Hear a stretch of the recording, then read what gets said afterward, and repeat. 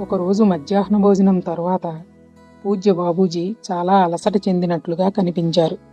అయితే సిస్టర్ కస్తూరి, ఇంకొక అభ్యాసి వారి గదిలోనే కూర్చొని మాట్లాడుకుంటూ ఉన్నందువల్ల ఆయన మంచంపై నిద్రించలేక కుర్చీలో కూర్చునే కునికిపాట్లు పడుతున్నారు.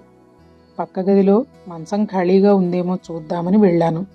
ఎవరో దానిపై నిద్రపోతున్నారు.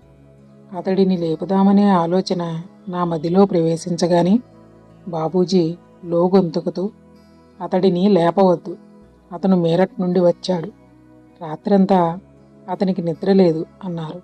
నేను తిరిగి బాబూజీ గదికి వచ్చి పరిష్కారం కోసం వారినే మౌనంగా ప్రార్థించాను.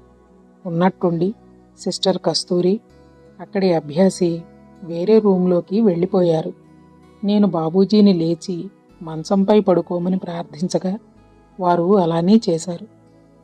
ఇతరుల సౌకర్యానికై ఆయన ఎంతగా ఆలోచిస్తారో ఈ చిన్న సంఘటన తెలియజేస్తుంది.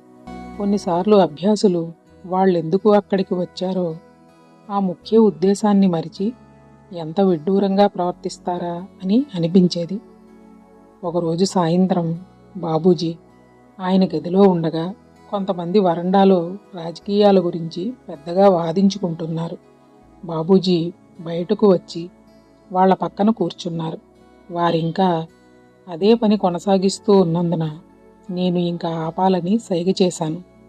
వాళ్ళు పట్టించుకోకపోగా ఒక రాజకీయ నాయకుని గురించి బాబూజీ అభిప్రాయాన్ని సైతం మరీ కోరారు. బాబూజీ అక్కడ నుండి మౌనంగా లేచి ఆ ప్రాంగణంలోనే ఉన్న చిన్న చిన్న కలుపు మొక్కలను తీసేయడం మొదలుపెట్టారు. వెంటనే కొందరు అభ్యాసులు ఆ పనిలో పాలు పంచుకోవడానికి వారితో కలిశారు. రాజకీయ సంభాషణ అలా ముగియడమే కాక ఆ ప్రదేశం కూడా కాసేపట్లోనే శుభ్రపడింది. ఒకరోజు ఒక అభ్యాసి కిళ్ళి పొగాకు నములుతూ గెస్ట్ హౌస్లోని శుభ్రమైన గోడపై ఉమ్మివేసి పాడు చేశాడు. మిగిలిన అభ్యాసులు ఆ వ్యక్తిని మందలించారు. బాబూజీ నిశ్శబ్దంగా ఒక బకెట్ నీరు, చీపురు పట్టుకుని ఆ గోడను శుభ్రపరిచారు. ఎన్నో తీవ్రంగా రెచ్చగొట్టబడే పరిస్థితులు ఎదురైనా కూడా బాబూజీ ఎవరి మనసు నొప్పించేవారు కాదు.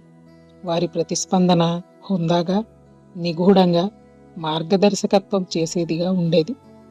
వారెంతో ఉదార హృదయులు.